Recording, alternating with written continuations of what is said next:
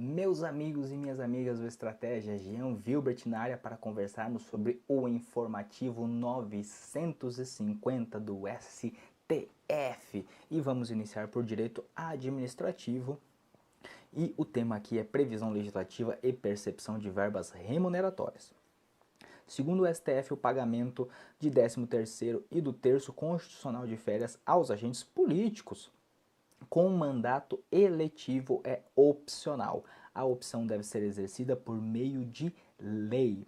Olha qual que é a matéria aqui. Um vereador ele ficou brabinho porque ele tinha exercido o mandato e nunca recebeu terço de férias ou 13º salário. Ele ajuizou uma ação para cobrar esses valores.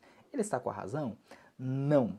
O artigo 39, parágrafo 4º da Constituição, ele não é incompatível com o pagamento de terço de férias e 13º salário. Ou seja, é possível pagar 13º salário e terço de férias a agentes que são remunerados pelo regime do subsídio do artigo 39, parágrafo 4º da Constituição. Então, é constitucional a lei municipal que preveja o pagamento dessas verbas a prefeitos e vereadores.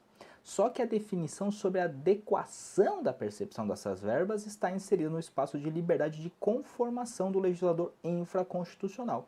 Segundo o ministro Luiz Roberto Barroso, e que isso foi decidido inclusive em sede de repercussão geral, é possível o pagamento de férias e 13º salário a vereadores e parlamentares em geral, mas desde que a percepção de tais verbas esteja prevista em lei municipal, o que não ocorre no caso concreto.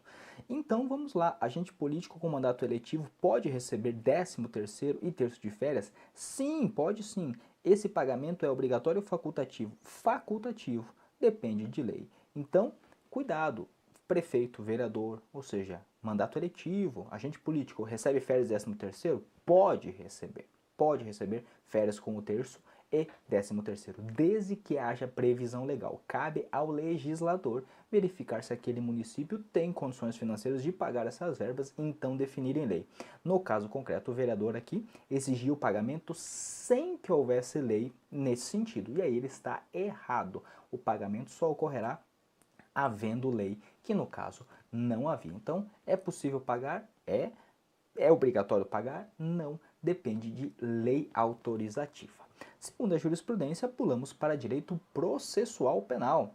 E aqui uma questão bastante importante: interrogatório de corréus, ausência de defesa em caso de acusado delator. Olha só, segundo o STF, não há nulidade se o advogado de um dos réus foi intimado para interrogatório dos demais corréus e não comparece.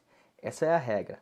Entretanto, excepciona-se a regra da faculdade de participação quando há imputação de crimes pelo interrogado aos demais réus, como no caso de colaboração premiada.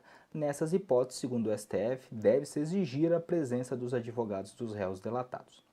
Então aqui, quais eram os fatos? O sujeito foi acusado de cometer vários crimes contra a administração e, em primeiro grau, os réus João José e Jeremias foram condenados pela prática dos delitos de inexigência indevida de licitação, falsificação de documento público e peculato.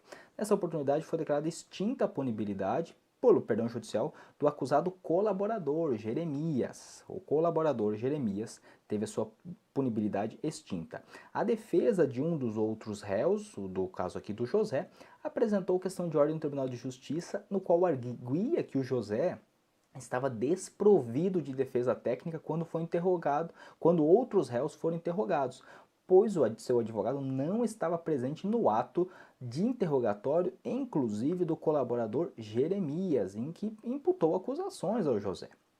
Inclusive, Jeremias, por isso, recebeu perdão judicial. Então, dessa maneira, o advogado do José que requeria aí a declaração de nulidade do processo desde as audiências em que foram ouvidos os corréus. Os autos subiram ao Supremo Tribunal Federal em decorrência de impedimento e suspeição de mais da metade da composição do Tribunal de Justiça respectivo. Então, qual que é a questão aqui? Os advogados têm de estar presentes na oitiva de todos os réus corréus? Não. A imprescindibilidade de participação da defesa técnica sob pena de nulidade restringe-se ao acusado que é interrogado. Então imaginemos assim, temos aqui três réus, João, José e Jeremias. O advogado do José, ele não é obrigado a estar presente na oitiva dos acusados João e Jeremias. Ele precisa estar presente apenas na oitiva do Jeremias. Então, se o advogado do Jeremias escolher não participar da oitiva dos outros corréus, não há nulidade. Então, a participação do advogado na oitiva dos corréus, como regra, não causa nenhuma nulidade e é facultativa, não há nenhum problema quanto a isso. Então, no caso aqui, os patronos do José, eles estavam inclusive cientes da data designada para interrogatório de todos os corréus e compareceram inclusive no horário do depoimento do Jeremias, no mesmo dia, só que em turno diferente. Então não havia qualquer nulidade por ausência de intimação e nem pela ausência deles na oitiva dos corréus, porque como regra essa presença é facultativa. Só que a questão que veio mais uma vez é a do réu colaborador. Aí, segundo o STF, muda tudo. Excepciona-se a regra da facultatividade da participação quando há imputação de crimes pelo interrogado aos demais réus, como nos casos da colaboração premiada. Então, nessas hipóteses, deve-se exigir a presença dos advogados dos réus delatados. Simplesmente isso. Então, por quê? Na colaboração premiada, o delator adere à acusação em troca de um benefício acordado entre ele e homologado pelo juiz. Então, em regra, o delator presta contribuições à persecução penal, incriminando eventuais corréus. Então, a regra é que não há nulidade se um advogado é intimado e ele não comparece ao interrogatório dos corréus. Nesse caso, a defesa técnica deve comparecer apenas à sua oitiva, ao seu interrogatório. Quanto às demais, ela é facultativa. Mas a exceção é que, quando houver aí uma imputação de crime pelo corréu aos demais réus, como nos casos de colaboração premiada, aí deve-se, segundo o STF, exigir a presença dos advogados. Então, cuidado com essa questão. Não há nulidade se intimados, os advogados não comparecem como regra, mas a exceção é no caso de sujeito que presta colaboração. Então, não há nulidade por falta de participação do advogado no interrogatório dos corréus, que se limitam a negar a autoria da acusação e materialidade dos fatos durante seus interrogatórios. No entanto, é indispensável a presença da defesa técnica no interrogatório do colaborador, que confessa a prática de crimes e indica quem seriam os participantes. Então, aqui nós temos essa situação que deve ficar bem clara a partir de agora na nossa cabeça. Por quê? Porque isso vai começar a cair em prova e a colaboração premiada está aí enquanto o legislativo permitir que ela esteja. Ela vai ser uma matéria polêmica com pontos de atrito, então cuidado com essa questão porque isso acaba caindo em prova. Houve divergência nesse julgamento? Houve divergência nesse julgamento, olha só. A tese vencedora foi a do ministro Gilmar Mendes, foi ele que bolou essa tese aí de que as nulidades ocorrem apenas quando se trata de réu colaborador. Segundo o ministro Ricardo Lewandowski, para ele a situação era de nulidade do interrogatório. Por quê? O ministro Gilmar Mendes, como nós vamos ver, ele, diante das particularidades do caso. Por que particularidades do caso? Porque o interrogatório do colaborador, antes da consolidação da jurisprudência, ocorreu antes da consolidação. Então, nós não tínhamos essa jurisprudência anteriormente e ainda o procedimento e as cláusulas de acordo com a colaboração premiada foram estabelecidos por essa lei. Portanto, o ato foi praticado com um constante entendimento jurisprudencial e legal anterior a 2013.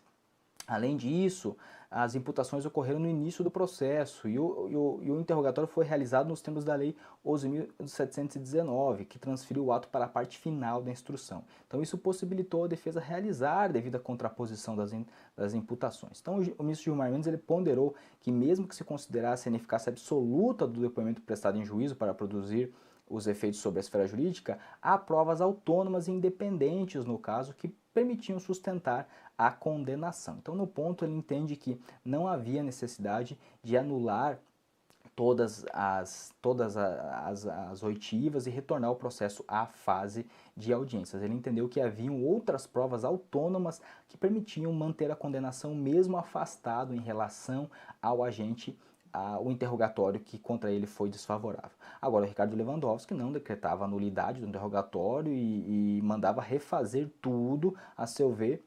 Deveria ter sido nomeado um defensor ad hoc, se for o caso, e em face da ausência do advogado, naquele caso, tudo é nulo e pronto. A Carmen Lúcia e o Edson Fachin rejeitavam essas teses, diziam que a ausência de advogado nos interrogatórios é a estratégia que a defesa entendeu adequada no momento. E a estratégia não pode ser algo que torne inefetiva a prestação jurisdicional e logo não pode constituir nulidade. Os ministros ressaltaram que o advogado se fazia presente no mesmo dia e que subsistem outros elementos capazes de manter a rigidez da sentença. Então, o que ficou definido é que ficou imprestável o interrogatório do delator em relação ao recorrente, mas havia outras provas que sustentavam a condenação. Então, o voto condutor do Gilmar Mendes foi esse. O interrogatório do corréu delator em relação aos corréus prejudicados é imprestável, deve ser retirado, mas há outras provas que sustentam a condenação. Segundo a Carmen Lúcia e o Edson Fachin, eles têm votos interessantes, dizendo o estranho é que a estratégia da defesa foi essa, e depois ela vai alegar uma nulidade que ela mesma deu causa. Então é complicado. Como é que fica quando no meio do interrogatório o interrogado começa a imputar crime aos outros? Então deve parar tudo, chamar um ad hoc ou chamar defensor, porque se for chamado um ad hoc depois pode-se inclusive suscitar nulidade, ainda porque não estava o defensor constituído. Ou seja, é muito complexo isso, torna o procedimento bastante complexo. De toda forma, aqui peço as ponderações bastante lúcidas aqui, especialmente do ministro Edson Fachin. A tese condutora e a que fica para fins de prova em caso de réu colaborador, em caso de imputação de crime aos outros corréis, deve estar presente a defesa técnica daqueles que são imputados, ou seja, pausa tudo mesmo e chama um advogado, se for o caso ad hoc, e depois vê lá na frente o que vai acontecer. Mas cuidado com isso, a participação do advogado no interrogatório dos corréus normalmente é facultativa, exceto em caso de colaboração ou delação nessa situação que nós acabamos de falar. Passamos à frente, sessão de julgamento e não comparecimento do defensor intimado. A ausência de defensor devidamente intimado à sessão de julgamento não implica por si só nulidade processual. Tratava-se aqui de um habeas corpus em que se alegava nulidade de julgamento em que se condenou o paciente pela prática do crime de falsificação de documento público, nos termos do artigo 297 do Código Penal. Então o paciente ele era advogado e vinha exercendo a sua própria defesa. Quando intimado por diário oficial e pessoalmente para apresentar alegações finais, ele deixou de fazer. Em decorrência disso, foi designado um defensor público para representá-lo, o qual apresentou as alegações finais numa extensa peça. Posteriormente, o defensor foi intimado pessoalmente para a sessão de julgamento, mas não compareceu. Então, o impetrante aqui ele sustentava a existência de ofensa ao artigo 5º, o inciso 55 da Constituição, em face da ausência de comparecimento à sessão de julgamento do representante da defensoria e da falta de nomeação de defensor dativo para o ato e também de intimação do próprio paciente. Então, a ausência do advogado aqui causa nulidade? O STF entendeu que não. Citou precedente, inclusive, no qual há entendimento já consolidado de que intimada a defesa para a sessão de julgamento da ação penal originária, a ausência de sustentação oral não invalida a condenação. Ficou vencido apenas quem adivinha quem? Marco Aurélio. Ele deferia a ordem porque ele entendia que deveria se afastar a execução provisória do título condenatório e o pedido, segundo ele, do habeas corpus era justamente no sentido de se aguardar o trânsito em julgado e não apenas o esgotamento da jurisdição ordinária. E essa discussão está sempre em torno aí no STF. A Corte, no entanto, ela reputou prejudicada a questão concernente ao direito de não ter a pena executada antes da jurisdição, haja vista a pendência de embargos de declaração perante o próprio Tribunal de Justiça, ou seja, a providência a esse respeito já havia sido tomada pelo próprio STJ. Mas o que fica aqui é, uma vez intimada a defesa, não compareceu à sessão, não há nulidade. Esse é o teor do nosso julgado. E por fim, execução de pena privativa de liberdade antes do trânsito em julgado. Aí vem a questão, é inviável a execução de pena privativa de liberdade antes do trânsito em julgado, segundo entendeu o Ricardo Lewandowski. Então, na segunda turma do STF, foi concedido um habeas corpus ao paciente, réu que havia sido condenado em primeira e segunda instância, para assegurar o direito dele a guardar em liberdade até o trânsito em julgado de sentença penal condenatória. Lembrando que aqui essa decisão foi tomada enquanto valia ainda a tese do STF, valia o julgado de que cabia execução após a decisão do Tribunal de Segunda Instância. Então a decisão foi tomada em desrespeito à jurisprudência prevalente e vinculante do Pleno na época. Então vale o quê? O pleno ou vale o que o ministro decide? Depende. O Ricardo Lewandowski fez um malabarismo aqui para fugir do que vinha sendo decidido pelo pleno, com o qual ele não concordara e na época restara vencido. Ele cita uma série de argumentos aqui, que foram os argumentos que ele repetiu depois, quando foi julgar o mérito das ações que impediram novamente a prisão após a decisão de segunda instância, e ele acabou aí conseguindo prevalecer na segunda turma. Na época, vencidos o Edson Fachin e a Carmen Lúcia, que davam um provimento ao agravo para denegar o habeas corpus. Então, Ricardo Lewandowski de um lado, e nós temos aqui o Edson Fachin e a Carmen Lúcia de outro. E lembrando que a segunda turma, nesse caso, acabou caindo em empate. E no caso de empate, nós temos a concessão de habeas corpus. Deu empate, concede-se habeas corpus. No caso aqui, para que o réu aguardasse em liberdade o trânsito julgado da sentença penal condenatória, prevalecendo aqui o voto do ministro Ricardo Lewandowski.